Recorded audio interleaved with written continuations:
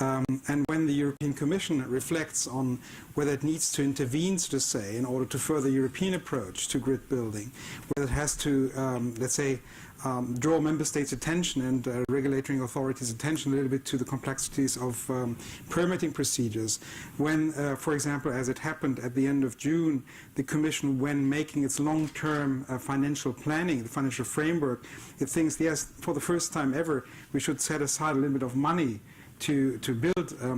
energy infrastructures, not only in electricity, but also, of course, other pipelines, including CCS infrastructure. And this means that there is a dysfunctioning of the market. The dysfunctioning of the market has to do with a variety of factors, has to do with the fact that there's still regulation, I would argue, over-regulation in many respects. There is the problem that the market doesn't yet, let's say, function in a European way, that there's too much isolation, too small markets, and that much of the investment is, as you said, very costly and therefore would not really happen, so to say, in fragmented markets with only 2 or 3 million consumers and so forth. So in a way,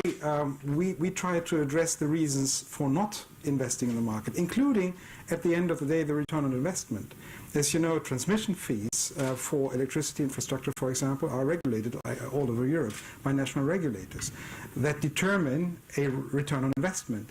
And when you are, say, a Qatar-based investment fund or so, or a United States-based investment fund, and somebody tells you, well, I expect you to have a return on investment of 5 or 6%,